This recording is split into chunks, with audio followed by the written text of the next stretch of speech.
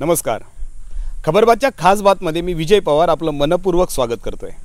मित्रांनो, माझ्या अवतीभोवती तुम्हाला ही सावली दिसते, हिरवगार रान दिसते. खरं तर मी तुम्हाला आज वेगळ्या एका अँगलवरती, वेगळ्या एका लोकेशनवरती घेऊन आलो आहे. तुम्हाला माहिती आहे ना की एप्रिल महिन्याला सुरुवात झाली की चाहूल लागते, ती सगळ्यांनाच माहिती आहे, आंब्यांची. जे आंब्याचं फळ आपल्याला हवंसं वाटतं आणि ती घेण्यासाठी आपण आतुर झालेला असतो, खाण्यासाठी आतुर झालेलो असतो, असं आंब्याचं फळ. आणि अशाच एका आंब्याच्या फळ देणाऱ्या आमराईमध्ये आलेलो आहे आणि माझ्यासोबत आहेत ह्या आमराईचे मालक. बरं, ह्या आमराईचं नाव आहे ग्रीन शॅडो. ह्या आमराईचे मालक आहेत शरद जाधव साहेब. आणि शरद जाधव साहेबांनी ही गेली अनेक वर्षापासून ही आमराई फळवलेली आहे, फुलवलेली आहे, हिरवीगार केलेली आहे. आपण त्यांना भेटूया आणि आजच्या खास बातमध्ये त्यांना विचारूया की हे आंब्याचं फळ कसं निर्माण होतं, त्याची जोपासना कशी केली जाते, हे सगळं करण्यासाठी त्यांना काय करावं लागलं. साहेब, आमच्या खास बातमध्ये तुमचं आम्ही मनपूर्वक स्वागत करतोय. नमस्कार. नमस्कार सर. ग्रीन शॅडो जे तुम्ही मला सांगितलं की तुमच्या ह्या बागेचं नाव आहे ग्रीन शॅडो, तर ग्रीन शॅडो ही निर्मिती होत असताना तिचा कालावधी, तिच्यासाठी आलेली मेहनत, हे सगळं तुम्ही कसं काय उभं केलं? मी 80 साली ही जागा घेतली होती आणि तेव्हापासून मी जी लागवड चालू केली ती आजपर्यंत मी ती सांभाळतो आहे. 80च्या साली जेव्हा मी लागवड केली त्यावेळेला ह्याच्यात एक पण झाड नव्हतं, सगळं माळ होता. बरं. त्यामुळे सुरुवातीला मला त्याला खूप मेहनत घ्यायला लागली, पाणी, खतं हे सगळं घालायला लागलं. पण आता मी त्याच्यात काय घालत नाही. आता फक्त त्या झाडाचा जो पालापाचोळा आहे त्याच्यावरच मी फुलवली आहे ती. बरं. आता हा किती एकरमध्ये सगळा आपण हा सगळा पसारा उभा केलेला आहे? 7 एकर आहे जवळजवळ. हां, 7 एकरमध्ये हा पसारा आहे. ह्याच्यात आंबा आहे, पेरू आहेत, चिकू आहेत, बरोबर, बांबू लावलेला आहे, फणस आहेत आणि आता मी साग पण लावलेला आहे. बरं. साग सुरुवातीलाच लावला, बांबू मी आत्ता लावला. अच्छा. जाधव साहेब, मला सांगा की कुठल्याही एखादा आपल्याला छंद जोपासायचा असेल किंवा आपल्याला त्या गोष्टीची आवड असल्याशिवाय आपण ह्या गोष्टी ह्या इथपर्यंत पोहोचत नाही. तर तुम्हाला लहानपणापासूनच ह्याचा छंद होता, आवड होती, की तुम्हाला नंतर निर्माण झाली आणि त्यासाठी तुम्ही काय केलं? लहानपणापासूनच मला आवड होती झाडांची, त्यामुळे मी BSc ॲग्रिकल्चर केलं.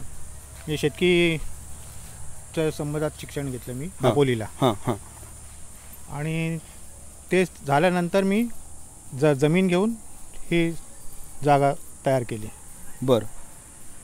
आणि मग तुम्हाला असं वाटलं की ते काय करावं असं तुम्ही ठरवलं होतं? फळबागच करायची होती म्हणून मी वरकच जागा शोधत होतो.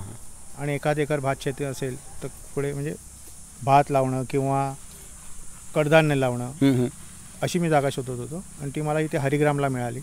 बरं बरं. भात तुम्ही लावता इकडे? हां, भात लावतो. आता इकडे 2 शेतं होती भाताची, पण ती मी आता याच्यासाठी केली, गाईला चारा म्हणून गवत लावलं आहे. गाईला चारा?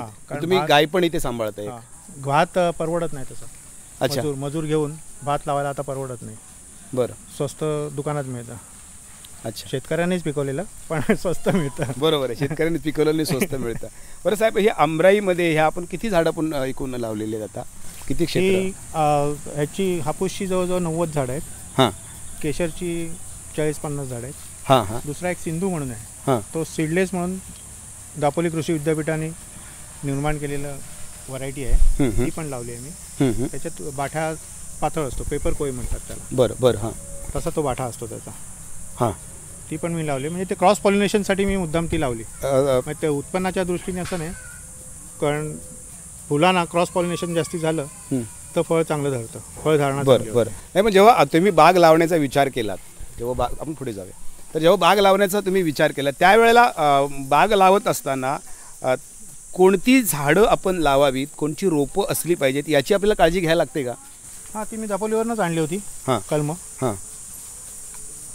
आणि मग ते त्याच्यामध्ये काय म्हणजे नेमकी कुठली झाडं लावायला? आंब्याचे अनेक प्रकार आहेत, अनेक जाती आहेत, त्याच्यामध्ये कोकणात होणारा हापूसच आहे. दुसऱ्याला तशी बाजारामध्ये किंमत नाही आहे आंब्याला. अच्छा, म्हणजे आपण लावलं तरी त्याला किंमत पण मिळाली पाहिजे. कोकणातल्या हापूसाला किंमत मिळते म्हणून त्याचा आपण लावलेली आहे ती. पण आता काय झालं, कर्नाटकावरनं हापूस खूप यायला लागला, त्या लोकांनी सुद्धा लावलं, पण त्या हापूसला तेवढी चव मिळत नाही. कर्नाटकाच्या हापूसमध्ये आणि कोकणातल्या हापूसमध्ये, तर कोकणामध्ये सुद्धा आपण तसं पाहिलं तर देवगडचा हापूस किंवा राजापूरचा हापूस, रत्नागिरीचा हापूस याला सुद्धा अधिक मागणी आहे. पण आज तुम्ही इथे हरिग्रामचा हापूस म्हणून तुम्ही देताय, तुम्ही सुरुवात केलेली आहे. काय तर आहे, खरोखर हापूस जे काढण्याचा त्याचा कालावधी आहे हां त्याच्यावर त्याची चव असते. बरं देवगडला भला मिळत असेल. हां. काय असतं, जिथे खारा वारा आहे ना हां तिथे मोहर पहिला येतो. बरं म्हणजे त्या पानांना खार लागून त्यांचं स्कॉर्चिंग होतं. हां हे पानं बाजूनी जळतात ती, हां आणि त्याच्यामुळे त्याला मोहर लवकर येतो. बरं असं आहे. म्हणजे ज्या समुद्राला फेसिंग बागा आहेत ना, हां डोंगराला समुद्राला फेसिंग ज्या बागा आहेत त्या लवकर येतात, आणि ह्या बाजूच्या बागांना हां तोच डोंगर, बरं पण ह्या बाजूच्या बागांना फळ कमी मिळतं, म्हणजे उशिरा येतं. बरं हां आणि इकडच्या बागांना म्हणजे ज्या बाजूला डोंगराचं तोंड समुद्राकडे आहे, जो भाग डोंगराचा समुद्राच्या बाजूला आहे तिथे जास्ती तर मग खाऱ्या वाऱ्याचा त्याच्यावर परिणाम होतो. खाऱ्या वाऱ्याचा परिणाम म्हणून ते पानाला इंजुरी होते. बरं आणि त्याच्यामुळे त्याला दुसरा पटकन बहार येतो. असं पण आहे का? पानाला इंजुरी येते त्यामुळे बहर पान लवकर गळतात ना. हां हां हां पावसाळ्यामध्ये खारा वारा समुद्रावरून खारे वारे वाहत असतात. बरोबर आहे. ते पाऊस ज्या दिवशी पाऊस नसतो त्या दिवशी खारा वाराच वाहत असतो, त्यामुळे ते स्कॉर्चिंग होतं पान. बरं तुम्ही आता मला म्हणता की पान गळतं त्याला बहर येतो, म्हणजे काय नेमकं ह्याचं गणित काय आहे? तुम्ही जेव्हा आता तुम्ही अनेक वर्ष हे काम करीत आहे आहात ना, हे जर तुम्ही पानं काढली ह्याची, हां हां ही सगळी पानं काढून टाकली तुम्ही, बरं तर ह्याला 8 दिवसात दुसरं पण येणार, कोंब येणार, नवीन कोंब येणार त्याच्यामध्ये, मग त्याच्यातनं नवीन पानं येणार. बरोबर आहे. मग याचं गणित आणि फळ येण्याचं गणित काय आहे नेमकं? याचा काय स्वभाव काय त्याचं आहे? काय नाही, ते पानं गळल्यामुळे नवीन त्याला फूट येते, आणि त्या फुटीमध्ये त्याला मोहर येतो. सीझन आलेला असतो. अच्छा, म्हणून त्या सीझनलाच तो म्हणून मोहर येतो. 15 दिवस महिनाभर अगोदर तुम्हाला तो मोहर येतो. म्हणजे बाकीच्या मग बागा लेट होतात. हां हां हां असं होतं. बरं मला सांगा, अजून मला मी समोर एक ते झाड दिसतंय बघा, मला ते ह्याच्यामध्ये हे झाड दिसतंय समोर ह्याच्यामध्ये, तिथे असं काही असे तुम्ही क्रॅश मारलेले आहेत का? ते नैसर्गिक आहेत ते सगळे? ते रिंगा काढलेले आहेत, त्याच्यावर त्याची साल असते ना हां. ती काढायची. म्हणजे जे पानामध्ये जे अन्नद्रव्य तयार होतं हां. तर त्या खोडातच राहतं, बरं त्या फांदीतच राहतं. हां हां खाली मुळाचा उपयोगाला ते येत नाही. बरं आता 4 फांद्या आहेत, तर आपण एक झाडासाठी ठेवायच्या आणि तिघांचं काढायचं. हां मग त्या सीझनला तुम्हाला मोहर नक्की येणार, आंबा नक्की मिळणार. अच्छा, त्याचं काय नेमकं गणित काय? तुम्ही कशा पद्धतीने तुम्ही स्वतः ते गणित केलेलं आहे, तुम्ही आखलेलं आहे ते गणित? नाही, हे कुठच्या आपण पद्धतीने नियोजन इतरांचं नियोजन बघून आपण शिकतो. प्रत्येक गोष्ट आपण नवीन शिकत असतो. हां मी काय त्याच्यातला तज्ज्ञ नाही, पण ते आपण दुसऱ्याच्या बागेत गेलो, तो काय करतो, मी बरं, काय करतो, बरं. एकमेकाची देवाणघेवाण होते. हां हां आणि त्याच्यातनं ते मग आपल्या लक्षात येतं की हे केल्यावर लवकर मोहर येतो. हां अशा पद्धतीने आपण हे हां. केलं की मोहर लवकर येतो. लवकर येतो किंवा हमखास मोहर येणार त्याला. असं हां. म्हणजे झाडाचा स्वभाव, म्हणजे त्या जातीचा स्वभाव किंवा त्या वृक्षाचा स्वभाव आपल्याला तुम्हाला कळलेला असतो त्यावेळेला, असंच हां. करू शकतो आपण. हो. नाहीतर आपल्याला ह्या गोष्टी करणं किंवा कुणीही करणं हे असं आहे का शक्य की त्याला तज्ञच माणूस पाहिजे? तज्ज्ञ नाही, कोणी करू शकतो. फक्त वरची साल काढायची, खोडाला इजा नाही करायची. हां आतलं जे घट्ट जो भाग असतो बरोबर. त्याला इजा नाही करायची, वरची साल फक्त काढायची. आणि समजा खोडाला इजा झाली तर काय त्याचा परिणाम होणार झाडावरती? तर त्याचा जो फूड सप्लाय आहे तो होत नाही ना बरोबर. मग तो थांबूनच जातो तिथे. हां, तिथे थांबणार ते. आणि मग ते झाड हळूहळू त्याला खालून फांद्या येणार. हां हां म्हणजे आता ही रिंग काढली ना, हां हां हे समजा वर गेलं तर ह्याला खालून फांद्या येणार. बरं, वरती गेलं ते. हां हां, ते रिंग जर समजा ते आतमध्ये इंजर्ड झालं, ती हां. फांदी गेली तर खालून त्याला नवीन फुटवा येणार. अच्छा, म्हणजे खालून फुटणार, वरचं हां, ते वरचं झाड एकदम खराब खराब. ते खराब होत जाणार. बरं बरं किंवा त्याला खोडकिडा पण लागू शकतो, हां. इंजरी होऊन. अच्छा अच्छा.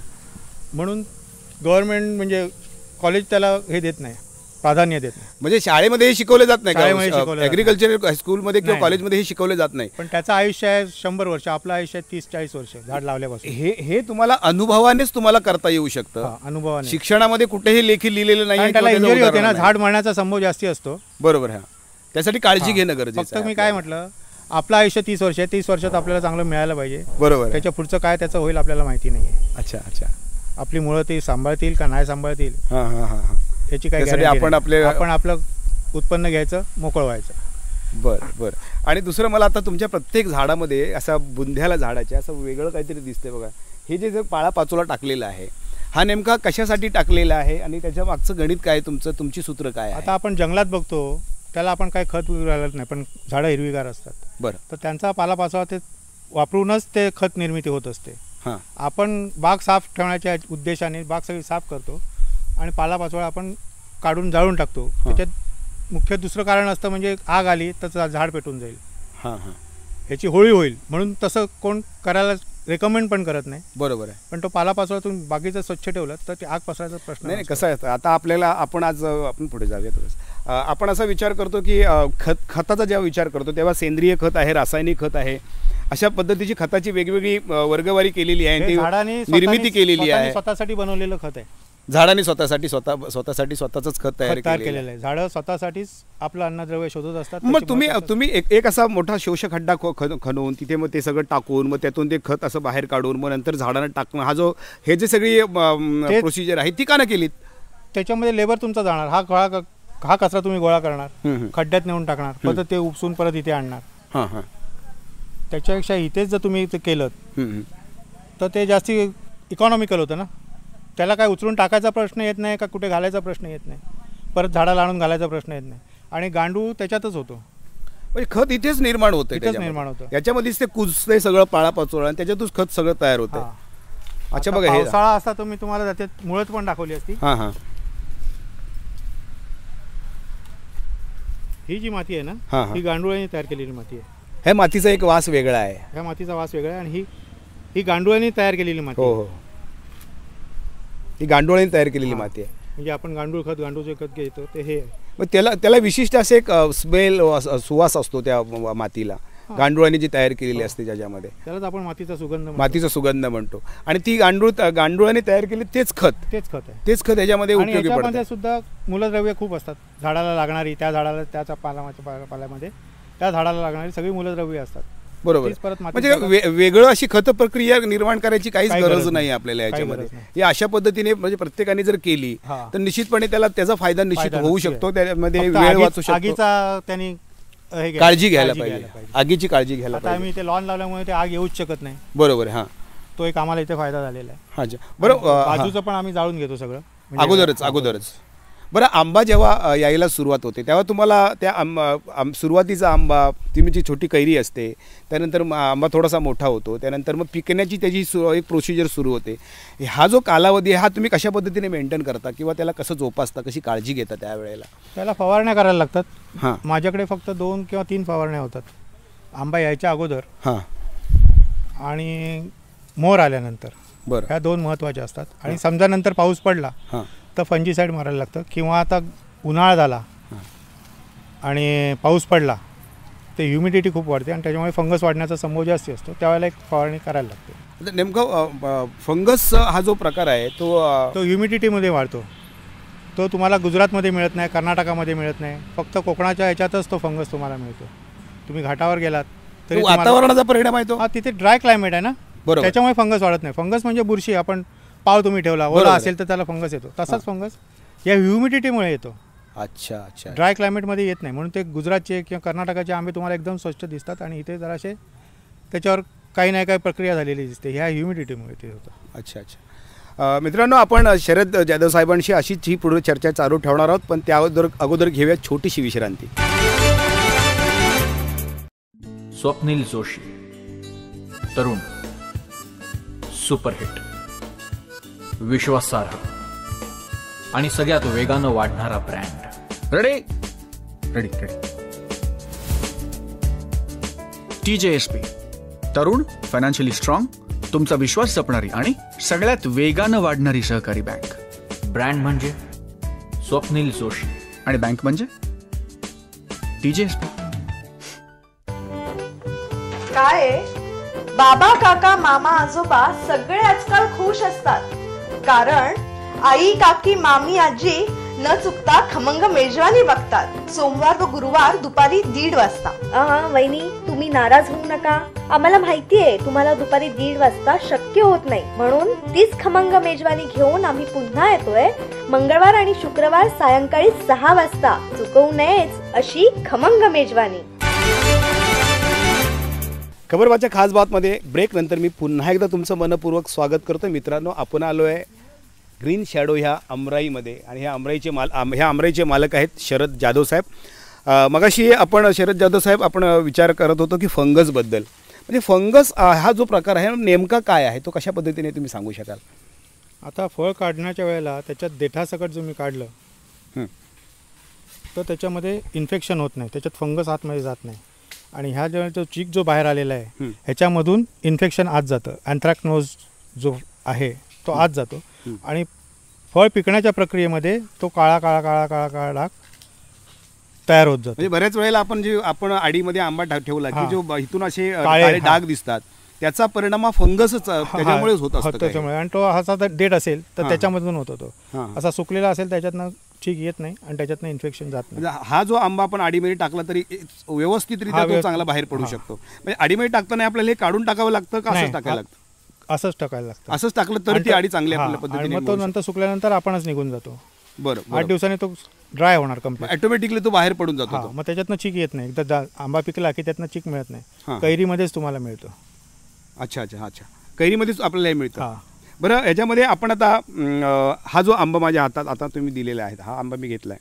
तर हा एक आंबा, आता तुम्हाला कसं कळतं की बाबा आंब्याची आता आपल्याला उतराण करायला पाहिजे की आंबा झाडावरून काढायला पाहिजे आणि त्याची आडी टाकायला पाहिजे तरच आंबा तो पिकू शकेल? तर कसं आपण सांगू शकतो याच्यामध्ये? कच्चा आंबा कोणता, पिकायला आलेला आंबा हा कोणता? कच्चा आंबा आहे. हां. हा कच्चा आंबा आहे आणि पिकायला आलेल्या आंब्यामध्ये अशी पावडर येते वर. अच्छा, ही अशी हा, पांढऱ्या पांढरट दिसतोय पावडर तशा येते. आणि पद्धतीने. हा एकदम तुम्हाला हिरवा दिसतो. हिरवा हा अजून कच्चा आहे. कंच दिसतो एकदम हा. आता हिरवा कंच. अच्छा. आणि हा पिकायला आलेला आंबा आहे. बरोबर. म्हणजे आणि ह्याच्यावरचे जे स्पॉट्स आहेत ना, हां, हे पण येलो डेव्हलप होतात किंवा रेड डेव्हलप होतात. आणि ह्याच्यावरचे स्पॉट्स अजून डेव्हलपच नाही डेव्हलप झाले. झालेले नाही. त्यामुळे समजायचं आपल्याला तो आंबा तर पिकायच्या तयारी झालेला आहे. झालेला आहे. दुसरं- हा नाही झाला. हा नाही झाला. हा झालेला नाही. दुसरं अजून मला तुम्ही काय बोलला होतात की काय सांगताय मला अजून सांगा. हे पिवळं जास्ती दिसतं. हे हा खराब म्हणजे हा खराब होण्याची शक्यता जास्ती आहे. ह्याच्यातनं इन्फेक्शन होणार. हे देठासकट तुटला ना, हां, म्हणजे त्यामुळे हा लवकर खराब होऊ हा, शकतो. खराब खराब होऊ होऊ शकतो खराब तो. होऊ आडीमध्ये खराब होऊ हां. शकतो. बरोबर आहे. म्हणजे तो काळा जो फंगस येतो तो बरोबर. हां, हां, तसा तो सडत जातो आंबा. हां. आणि ह्याच्यामध्ये अजून काय आपल्याला बाबा हा आंबा चांगल्या पद्धतीने तयार आहे आता पिकायला, ह्याच्यामध्ये काय अजून वेगळं पण सांगू शकतो आपण? अजून वेगळं पण काय नाही. हाच आता आडीत घातला तुम्ही हां. की ह्याचं काय असतं, आंबा पिकतो म्हणजे काय, त्याची जी कोय असते हं. ती जर्मिनेशन तिचं स्टार्ट होतं. जर्मिनेशनला आता काय म्हणायचं मला माहिती नाही. हां. म्हणजे ती उगवणी तयार उगवा- उगवण्याची हा. म्हणजे अंकुरण अंकुराच्या परिस्थितीमध्ये ती येते. तेव्हा तिच्या मेटाबॉलिझममुळे ती आपण त्याच्यात हीट निर्माण होते. अच्छा. आणि ती फक्त आपण पेंड्यामध्ये प्रिझर्व करतो. बरोबर. हा हापूस आंबा पेंड्यामध्ये जो प्रिझर्व झालेला असतो म्हणजे पिकलेला असतो तो सगळीकडनं सारखा पिकतो. हां, हां. कारण बाहेर पण त्याला हीट मिळते त्याच्यामुळे. हं, हं. त्याला तुम्ही हे घातलात ना, पेंडा घातलात की ते पांघरून घातल्यासारखं आहे. त्या आंब्याला ताप येतो, बरं. त्यामुळे तो सगळीकडनं सारखा पिकतो. हं. नाही तर मग तो बाठ्याकडे पहिला चालू होतो आणि मग बाहेर जेव्हा पिवळा येतो तर सबंध पिकला. बरं. पण तेच आडीमध्ये तुम्ही घातला नाही तर ती हीट त्याच्यात प्रिझर्व होत नाही आणि मग त्याला उशीर होतो. बरं. 4-5 दिवसाचा उशीर लागतो. आंबा पिकण्यासाठी तयार आहे असं जी तुम्हाला मला काहीतरी तुम्ही लक्षण सांगितलं इथे हां. काहीतरी असं गोल असं हा आहे गोल असतो तो. म्हणजे तुम्हाला आता जशी उन्हाळा वाढत जाईल ना हां. तसा त्याचा गोलपणा नसेल तरी चालतो. पण हा आता आंबा असा तुम्ही बघितलात हां.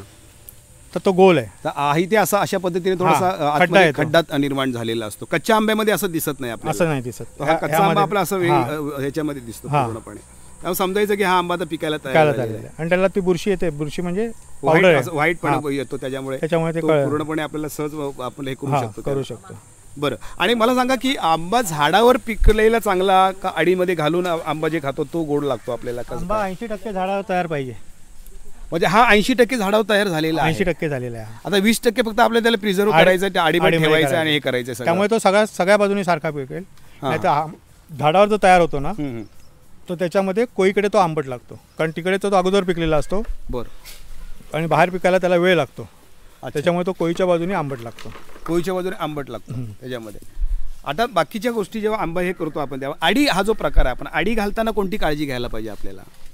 आंब्याची आडी घालतो जेव्हा पिकवायची असेल त्यावेळेला. काळजी त्याच्या विषय काय नाही. पेंडा अंतरतात, त्याच्यावर आंबा परत घालतात, ठेवतात आणि बरं. परत वर पेंडा घालतात. म्हणजे त्याला पांघरूणमध्ये आपण ठेवतो. बऱ्याच वेळेला आपल्याला असं दिसून येते की बाहेर जे काही व्यवसाय करणारे आंबे व्यापारी असतात ते अगदी छोटे आंबे, कोवळे आंबे किंवा कच्चे आंबेसुद्धा पावडर टाकून पिकवतात आणि ग्राहकांना खाऊ घालतात. तो त्यांचा व्यापार असतो, त्यांचा पैसे कमवण्याचे धंदे असतात. पण कुठल्याही प्रकारची शरीराला हानी न होता आंबा आपल्याला चांगल्या पद्धतीने आडीमध्येच पिकवावा लागतो. पिकवता येऊ शकतो. त्यासाठी मग काय आपल्याला काय वापरावं लागतं का? कुठली काही अशी बाह्य अशी रसायनं वगैरे? काही नको वापरायला. तुम्ही असं काय वापरता का? स्प्रे वगैरे तुम्ही काहीतरी बोलला होतात की स्प्रे म्हणजे त्याचा तो फंगस, आता ह्याला फंगस लागेल ना, ह्याच्यासाठी 22 टीनची पावडर असते. 22 इंची पावडर 22 असते. टीनची पावडर असते. ती याच्यामध्ये आपण हे करायची हां. का अशा आंब्याला. अशा आंब्याला? हां. आणि मग ती आपल्यावरती थोडीशी हे करून ती चिकटून पाण्यात जर टाकली ना तर ती त्याच्यावर राहते. तर तुम्ही मागाशी मला सांगितलं होतं की कच्चा आंबा आणि पक्का आंबा जर पाण्यात टाकलं की त्याच्यामध्ये काहीतरी फरक दिसतो आपल्याला. ते काय तो कच्चा आंबा आहे तो पाण्यात तरंगतो आणि जो तयार आंबा आहे तो खाली बसतो. अच्छा, म्हणजे असेच आंबे आम्ही आडीला घालतो त्याच्यामुळे सगळे एकदम पिकतात. आणि कच्चा आंबा आडीला लावताना आंबे म्हणजे असे प्रत्येक आंबा पाण्यात टाकून किंवा संशय असेल त्याच्यात करतात. ह्या आंब्याला संशय घेण्याची जागाच नाही, पण ह्या आंब्याचा संशय घ्यायला लागेल. पण हा कच्चा आहे का अजून तो तयार झाला आहे अजून अशा पद्धतीने? कारण उन्हाळ्यात मी सांगितलं ना तुम्हाला, उन्हाळ्यामुळे सगळे पिकतात, त्याला शेप नाही राहत, काय नाही राहत. हां हां, लांबट राहतात ते पण पिकतात. बरं. तर ते आपल्याला ते पाण्यात बुडवल्याशिवाय हा करणार नाही. हा कच्चा राहणार का पिकणार? हाला काही संशय घ्यायला जागाच नाही आहे. हा असाच ठेवला तरी पिकणार. आणि पाऊस पडल्यावर तुम्ही त्याला आडी जरी नाही घातली तरी तो पिकणारच, कारण त्याला त्याची जर्मिनेशन प्रोसेस स्टार्ट झालेली आहे. बरं बरं बरं. त्याला आडीची नंतर गरजच पडत नाही. अच्छा, दुसरं ही आपली तुम्ही एवढ्या ह्याच्यामध्ये मला वाटतं 90 झाडं तुमच्याकडे तुम्ही ठेवलेली आहेत, हे करताय. अनेक वर्षी तुम्हाला ही झाडं तुम्हाला फळ देणार आहेत. आणि बरं, ह्या झाडांची तुम्हाला कशा पद्धतीने काळजी घ्यायला लागते दरवर्षी? किंवा फळ देणारं झाड, फळ न देणारं झाड, काही वेळेला काही झाडं फळ देत नाहीत, काही वेळेला ती झाडं फळ द्यायला सुरुवात करतात. असं काय होतं? हे नेमकं काय गणित आहे ते? आता यावर्षी जो आंबा आलेला आहे त्याला नवीन जी पालवी येईल हां, ती जूनच्या नंतर येते पालवी. बरं. त्याच्यामुळे ती पालवी जून व्हायला नोव्हेंबरपर्यंत जून होत नाही आणि त्यामुळे त्याला फ्लॉवरिंग येत नाही. बरं. त्यासाठी मी काय करतो, ह्या रिंगा ज्या मगाशी तुम्ही मला विचारल्या, हां, ह्या रिंगा मी काढतो. हां, 90 झाडं आहेत तर 30 झाडांच्या रिंगा काढायच्या. हां. म्हणजे 30 झाडं एका जागेतली. हां, त्याच्यामुळे मेंटेनन्सला ते बरं, म्हणजे स्प्रेइंगला वगैरे बरं पडतं. बरं. हां, म्हणजे तेवढीच तुम्हाला 100 झाडं स्प्रे करायला लागत नाही. हां, 30 झाडांचं आपल्याला उत्पन्न घ्यायचं आणि हमखास त्या रिंग काढलेली आहे म्हणजे हमखास येणार. मग तुमच्या बाजूच्या झाडावर तुम्हाला अवलंबून राहायला नको. बरं. ते झाड 100% झाड येणार असते. आता 4 फायके आपण 3च घेणार तर त्या 3 फांद्या नक्की येणार आणि भरघोस येणार. असं नाही की कुठे कुठे येणार, सगळं फ्लॉवरिंग होणार. बरं. म्हणजे प्रत्येक त्याच्या पानाला आंबा येणार त्यावेळेला. अच्छा अच्छा. बाकी बागेची जोपासना करताना जे काही किडे आहेत, मुंगे आहेत, विंचू आहेत, काटे आहेत सगळे, मग यांच्यासाठी तुम्ही मला वाटतं काहीतरी एक वेगळ्या पद्धतीने एक जोपासना केलेली आहे वेगळ्या. आता काय आहे, आपण हा जो पाला टाकतो की नाही, याच्यात विंचू वाढू शकतात, साप वाढू शकतात. हां, आता ह्या सीझनला साप वाढण्याचं प्रमाण जास्त असतं. तर मी कोंबड्या पाळलेल्या आहेत, तर ते बरं. कोंबड्या साप ठेवत नाही किंवा विंचू ठेवत नाही. लहान साप असेल एवढा तर ते अख्खा गिळून टाकते साप. म्हणजे आता जी पिलं होतील ना, हां हां, ती सगळी ती खाऊन टाकणार, ती ठेवणारच नाही कोंबडी. म्हणून आपल्याकडे घराच्या आजूबाजूला कोंबड्या पाळतात. बरं बरं. तो आपल्याला कोण सांगत नाही का पाळलेले आहेत, का त्यांना माहिती आहे की नाही माहिती नाही मला. जनरली कोंबड्या पाळणं हा आपला एक वेगळ्या उद्देशाने आणण्यासाठी, खाण्यासाठी आपण असा विचार करतो. पण त्या आजूबाजूला कीड मुंगी राहत नाही. कीड मुंग्यांच्या दृष्टिकोनातून सुद्धा त्या कोंबड्या आपल्याला किती उपयोगी आहेत त्याचं हे एक फार चांगलं उदाहरण तुम्ही आता दिलेलं आहे. म्हणजे तुमच्या आंब्याची बाग ही फुलवताना, बहरवताना या कोंबड्या सुद्धा तुम्हाला तितक्याच ताकदीने, तितक्याच याने मदत करतायत, उपयोगी पडत आहेत. तुम्ही त्यांची जोपासना करताय. इथे गाय आहे, तिच्यासाठी चारा तुम्ही इथे उपलब्ध करून ठेवलेला आहे. ह्या सगळ्या गोष्टीतून तुम्हाला जे उत्पन्न दरवर्षी साधारणतः तुम्ही किती पेटे आंबे काढता आणि कुठे त्याचे कशा पद्धतीने ते विकता? म्हणजे आज काय माहिती आहे काय, हे आंबे काढल्यानंतर मधला जो शेतकरी आहे, शेती करणारा शेतकरी हा पूर्णपणे खच्चीकरण झालेला आहे त्याचं, त्याला काही किंमत मिळत नाही त्याच्या वस्तूची.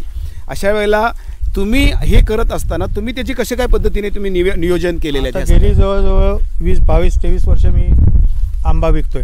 हां, त्यातली 8-10 वर्ष मी वाशी मार्केटला पाठवत होतो. बरं.